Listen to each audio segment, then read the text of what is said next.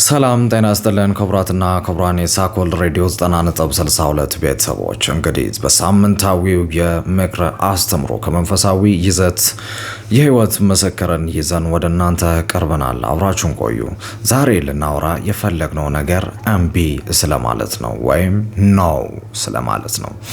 ብዙ ጊዜ በይሉኝታ ምክንያት ከወዳጆቻችን ወይም ደግሞ ከቤተሰቦቻችን ወይም በዙሪያችን ላይ ካሉት ዋጋ ከምንሰጣቸው ወይም ደግሞ አክብረን ከምናያቸው ሰዎች የሚመጡትን ግብዣዎች ወይም ደግሞ ምክሮች፣ ሀሳቦችን እንቀበላለን ያለምንም ቅድመ ሁኔታ። አዎ እሺ ብለን እንቀበላለን። ይህ ደግሞ መጥፎ ሆኖ ባይታይም እሽታ መልካም ነው። ነገር ግን እሺ የምንለው ነገር ላይ ይወሰናል። እሺ ያልነው ለጥፋት ከሆነ እሽታ መጥፎ ነው። ምናልባትም ደግሞ ለልማት ወይም ደግሞ ለነገ ህይወታችን መልካም በሚሆነው ነገር ላይ ተስማምተን ከሆነ እሽታን እንመክራለን፣ እናበረታታለን። ነገር ግን ዛሬ እምቢ ስለማለት ነው የምናወራው። እምቢ ለምንድን ነው? ብዙ ጊዜ በብዙ ግፊት በተለይም ከወዳጆች የሚመጣውን ሀሳብ ተቀብለን የእነሱን ወዳጅነታቸውንና ዋጋ የሌለውን ፍቅር ላለማጣት ስንል እሺ ብለን እንቀበላለን። ከዛ በኋላ ህይወታችንን የምናገኘው የማይሆን አይነት ወንዝ ውስጥ ላይ ገብተን ስንዋኝ መውጣት አቅቶን መግባትም እዛው መስመጥም አቅቶን የሆነ በቃ መሀል ሜዳ ላይ ሆኖ እንደሚንገላታ ሰው ከገባንበት ነገር መውጣት አቅቶን ስንሰቃይ ህይወታችንን እናገኘዋለን። ለዛም ምንድነው ማለት ያለብን? ማይሆነንን ነገር፣ ህሊናችን ማይቀበለውን ነገር፣ ሃይማኖታችን ማይቀበለውን ማይፈቅደውን ነገር፣ ባህላችን ወጋችን ማይቀበለውን ማይፈቅደውን አይነት ነገር እምቢ ማለትን መማር መቻል አለብን። በቃ እምቢ ሲምፕል እኮ ነው። እምቢ አይሆንም፣ ኖ ይሄ ነገር አይምሮ አይቀበልም፣ ህሊናዬ አይቀበልም ነው ማለት መቻል አለብን። እንግዲህ ከህይወት ምስክር ያለኝ ታሪክ ምንድን ነው? ከሆኑ አመታት በፊት ጂማ ዩኒቨርሲቲ ጂማ ኢንስቲትዩት ኦፍ ቴክኖሎጂ ላይ ተማሪ ነበርኩኝና ገና በጅማሬው ፍሬሽማን ላይ በነበርንበት ሰዓት በጊዜው ላይ የተወሰነ ግርግርና ረብሻ ነበር። በዛ ምክንያት የነበሩንን ኮርሶች በጊዜ ማጠናቀቅ አልቻልንም እና የገና በዓል ሲደርስ ጠድፊያ ሆኖ ስለነበር የሚድ ኤግዛምን ለመውሰድ ልክ ገና እንደ እሁድ ቀን ሆኖ ማክሰኞ ቀን ደግሞ የሚድ ኤግዛም ነበርን።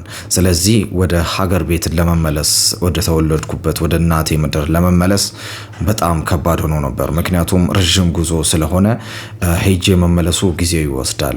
መሀል ላይ ደግሞ በበዓል ሰሞን ላይ ያለው የትራንስፖርት ውጥረትም የታወቀ ነውና መመለሱም መሄዱም በጣም ከባድ ስለሆነ እዛው ለማሳለፍ ተገድጄ ነበር። እኔም ሩቅ ሀገር ቤተሰቦቻቸው የሆኑት ጓደኞቼም። እንግዲህ በዛ ጊዜ የተፈጠረው ነገር ምንድን ነው? በገና ዕለት ለመዝናናት ጂማ ደጊቱ ሆቴል አብረን ተያይዘን እንሄዳለን። ደረስን፣ ምግባችንን አዘዝን፣ ደስ ብሎን በላን፣ ተጎራረስን፣ ተቃቀፍን፣ ተሳሳቅን። ከዛ በኋላ ምግቡ ወደ ማለቅ ሲል ደግሞ ማወራረጃ የሚባል ነገር ከሆቴሉ አስተናጋጅ ወደኛ ይመጣል። ከዛ በኋላ ማወራረጃ ሲባል እኔ ያው በበኩሌ የበላነው ስጋ ነክ ነገር ስለሆነ ኮካን እወዳለሁና ኮካ ብዬ አዘዝኩኝ። ከዛ ሌላው ጓደኛዬ ደግሞ ፋንታ ብሎ አዘዘ፣ ፋንታ ኦሬንጅን። ከዛ የተቀሩት ደግሞ የየራሳቸውን ምርጫቸውን አዘዙ። ግማሾቹ ዋሊያ፣ ግማሾቹ ኮርጊስ፣ ደስ ያላቸውን መጠጥ አዘዙ። ያው እኛ ምንም አላልንም ነበር። በእርግጥ ውስጣችን አልተቀበለውም። ለነሱ ልክ የሆነው ነገር እኛ ጋር ልክ አልነበረም፣ እኛ ጋር ልክ የሆነው ነገር ደግሞ እነሱ ጋር ልክ አልነበረም። ግን ያንን እንደ ወዳጅ መቀበልና አብሮነታችንን ማዝለቅ መቻል ነበረባቸው። እኛ የሄድንበት ወይም ደግሞ የመረጥነው ጉዞ ልክ ሆኖ ሳለ ግን የተባልነው ምንድነው? ፋሮች ወይም ደግሞ ሽልጦች ተባልን። እንግዲህ እስካሁን ድረስ በጣም ያልገባኝና ግራ የሚገባኝ ነገር ቢኖር እርድና ማለት ምንድነው? ፋራነትስ ምንድነው የሚለው ጥያቄ ነው። ምናልባትም ክቡራትና ክቡራን የሳኮል ሬዲዮ 90.62 ቤተሰቦች በኮመንት ሴክሽን ላይ ያላችሁን የእርድና ትርጉም ወይም ደግሞ የፋራነትን ትርጉም ብታጋሩኝ በጣም ደስ ይለኛል። እና በጣም ግራ ገባኝ። ለምንድነው እንዲህ የተባልነው? ለምንድነው እንዲህ ያስብላል እንዴ? ያው ምርጫቸውን አክብረናል፣ ምርጫችንን ለምን አላከበሩም? የግድ እነሱ በዓል ነው አውደ ዓመት ነው ዘና ማለት አለብን ብለው መጠጥን ወይም ደግሞ የሚያሰክርን አይነት መጥፎ ተብሎ በእኛ አእምሮ ላይ የተቀረጸውን ደግሞ እኛ ያላመንበትን ነገር ስላረጉና በእነሱ መስመር ላይ ስላልተጓዝን ፋሮች መባላችን ትክክል ነው ወይ? ሁሌም አእምሮ ጥያቄ ያነሳ ነበር። ለዛም ብዬ ያዘጋጀኋት አንድ ጽሁፍ ነበረች። ጽሁፏ ጥያቄያዊ ነች። መልሱ ግን ለእናንተ ለውድ አድማጭ ተመልካቾቼ ነው የሚሆነው። ማን ነው እስኪ ፋራ? መልሱን ትጽፉልኛላችሁ። ወዳጆች ነበሩ ሁለት የተማሩ፣ አንደኛው ከሰማይ ሌላኛው ከምድሩ። ከተማ ሄዱና ለሁለት ሊዝናኑ፣ ካፌ ጎራ ቢሉ ሊበሉ ሊጠጡ። የካፌው አገልጋይ ብዙ ምርጫ አወጡ። ሁሉ የፈለጉት በዚያ ሙሉ ነበር። የምግብ ምርጫቸው አንድ ስለነበር ጠገቡና በልተው ምግቡን በክብር በመጠጥ ምርጫቸው ጠብ ይወጣ ጀመር። አንደኛው ከዓለም ነበርና ጎራው ጠጁ እስኪ እያለ ቢራን ፈረሰኛው፣ አልኮል ነገር ብቻ አትስጠኝ ከዛኛው ሲል ደግሞ ተረኛው። የሰማይ ተማሪው ልቡ ተፈታታ፣ ሊጠጣ ሊዝናና ሳይከፋ ጌታ።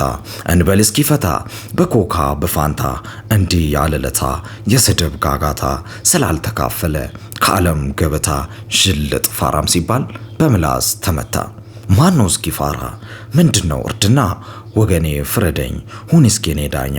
አልኮል እየጠጣ መሆን ተስፋ ያጣ፣ በገዛ ገንዘብ ስካር ይሞት ዕጣ። ጫት ጎሮ መውሸቅ ጉንጭ እስኪላላ፣ ቀን በገን መጎንጨት እንደ ከብት አተላ። ይህ ነው እርድና? ንገረኝ እስኪማ። ሲጋራና ሺሻ ሳምባ እስኪነፋ፣ ጉዞ በማለዳ ሴቶችን ለከፋ፣ ደፈጣ መጠበቅ ሆኖ አውሬ ማታ። የተስፋት ኑሮ እርቆ ከጌታ፣ የክፋት ምሳሌ መሆን በየለታ። መቅበዝበዝ በሕይወት መኖር ቀኝን ግራ። ይህ ነው እርድና? ማን ነው እስኪ ፋራ? ምንድነው እርድና? እኔ እንደገባኝ እርድናን ብተርክ በጸሎት መኖር ነው ሁል ጊዜ በንበርከክ። ቤታችንን መምራት ሆኖ በኑሮ ልክ፣ መማር ከክርስቶስ የእውነትን ታሪክ።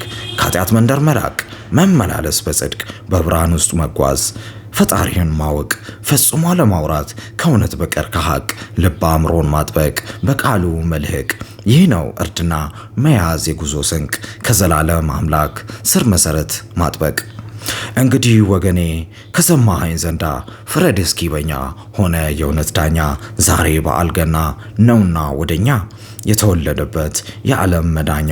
ውለታውን አስበ የዋለውን ለኛ፣ ኑሮንም አይተ ሚያምርብንን በኛ። ፍረድ እስኪ በኛ ሆነ የእውነት ዳኛ። ጌታን ያወቀ ነው ወይንስ የዘነጋ? ከጉያው የራቀ ወይንስ የተጠጋ? ሚባለው አራዳ ስልጡን የፈነዳ። ማን ነው እስኪ አራዳ? አሊያም ዥልጥ ፋራ ማን ነው? ክቡራትና ክቡራን የሳኮል ሬዲዮ 90.62 ቤተሰቦች እንግዲህ ፍርዱንም ውሳኔውንም ለናንተ ትቻለው።